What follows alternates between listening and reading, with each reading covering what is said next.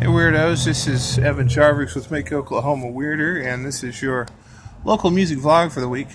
Hopefully, if my phone battery doesn't die during this. I'm currently back here behind the Blue Note Lounge. In fact, it's Saturday night.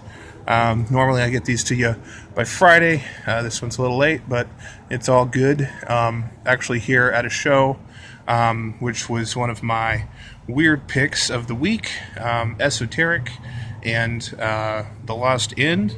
Currently in the middle of a set change between the two right now, so I thought I'd come back here and try to get this vlog done.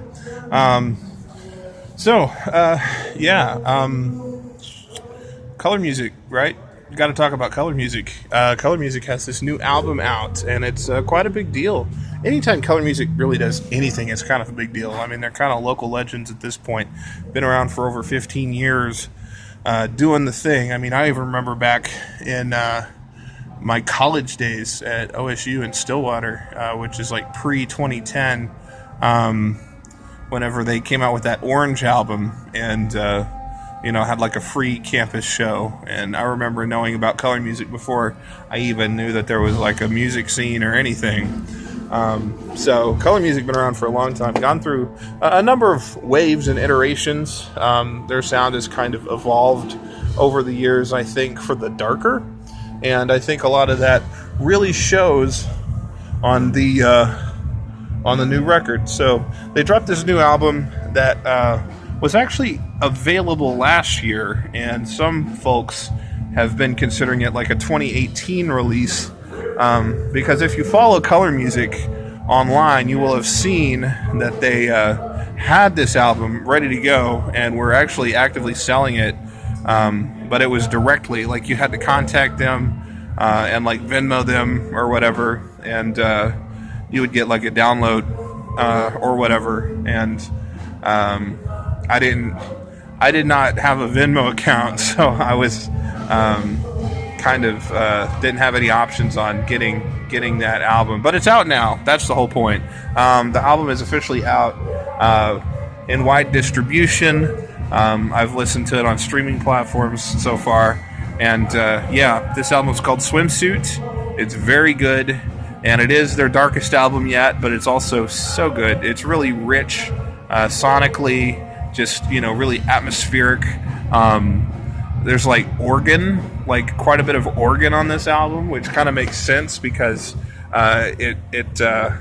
one of the themes running throughout this album is death itself. So definitely their darkest turn yet, but it's really good. And like I said, it's kind of been coming because if you don't know, Colourmusic is so named because the whole idea was that they were going to make an album based around different colors, and so like their first album was based around the color blue. If I recollect properly, that was their first album, and then you had orange and pink, and purple was the most recent one. That was 5 years ago. They released hashtag May You Marry Rich, which had like the purple monkey on the front looking in a mirror. That album was pretty dark. It had some grooves on it for sure, and they've always been kind of a groove heavy band. But it was definitely like sonically a bit more dour in some ways, but like to me it's like deliciously so. So this new album, Swimsuit, actually completely does away with that whole color thing, and the lineup is kind of different too. I mean, they're being marketed essentially as a two-piece at this point. I haven't seen them live since they've kind of had this comeback moment. They've had a couple of shows. I mean, they had a big show at ACM at UCO, Performance Lab. That was one of my show picks at the time, but I did not make it out to that. They had their album release show last night at Guest Room Records in Norman. Didn't make that one either, but I will, as I'm very curious to see what their live show is like these days, given where all the various members stand with the band. But that's just got to mention that if you have not heard the new Colourmusic album, you just got to check it out. You just do. It's good. moving on from that, I'd like to shout out Larry Chin. Larry Chin is a project that might be more of a cult favorite. A lot of you probably don't know Larry Chin. I actually, full disclosure, happen to be pretty good friends with the man behind Larry Chin, Kyle Mayfield, who I've probably tagged in a few things in the past, but I don't think I've ever really explicitly mentioned the Larry Chin project on this vlog. Larry Chin is kind of like his solo project, but it's also come in many forms. It was kind of a full band thing for a good while. The last time I saw a Larry Chin show was actually the last show that Larry Chin had, was actually here at the Blue Note, like, feet away from where I'm standing right now, where we were basically mourning the death of Larry Chin. So Larry Chin is a very, it's full of its own mythology, which is kind of based and inspired by and rooted in horror movie fandom, if you will, or just the idea of things that go bump in the night. I've always kind of gotten that vibe from Larry Chin, but again, kind of like with Colourmusic, it doesn't put you at an ill feeling. Like, it's really enjoyable music that just happens to be dark, and Larry Chin certainly fits that bill. And so Larry Chin's been doing an album series, and this last show, we basically laid Larry Chin to rest and haven't heard from him in 2 years probably. And here comes this new album. We've got Volume 4 in the saga of Larry Chin, and I have not heard it yet, but I'm very excited to give it a listen because Larry Chin's back somehow, and I'm not really sure quite how that is. So it could be, maybe it's a ghost kind of thing, maybe it's like an undead kind of situation, I don't know, but definitely want to shout out Larry Chin. That album is only available right now on Bandcamp. I believe you can find that on Larry Chin Sleeps No More. That may just be a social media handle, but not streaming on any of the services right now. Okay, well, there's lots to talk about, but I'm running out of time here.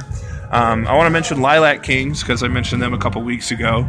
That new album that I was talking about is officially out. Came out Friday. I've listened to it, and it's good. It's really good. It's alternative rock stuff for the most part. If that's kind of your lean, I would say that you can kind of throw in some emo elements and maybe even some math rock elements that I think kind of help separate it from a more generic sound that I don't think they have. I think they have a pretty strong original sound, and they're doing a lot of dates right now in support of this album. But check out the new Lilac Kings album. It's called Good Night, and it's streaming everywhere.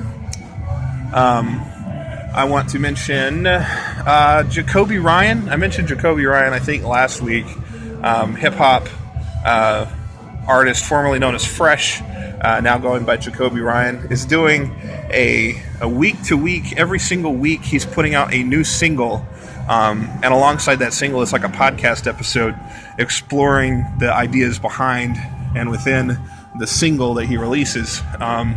So we're 6 weeks in right now, and I finally caught up so far on this thing, and honestly, this is some of the best hip-hop music coming out of Oklahoma City or Oklahoma in 2019.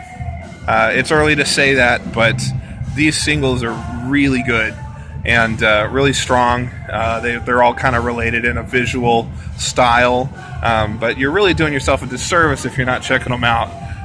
And it's not an album project, but you can put a playlist out of them and listen to them back to back. And by the end of this, we're going to have 52 new singles from Jacoby Ryan, and that's just kind of unfathomable to me because there's so much quality here already 6 weeks in. And this week's was a particularly heavy release as it dealt with race relations and things of that nature. So please check out Jacoby Ryan. On that note, I also want to mention Johnny Manchild. I haven't mentioned that they also have a year-long project. They're putting out a new single every single month. So they dropped one in January, and I happened to catch them on Thursday. They played that song, and it sounded excellent. I'm out of time, but that's what I got for you for now.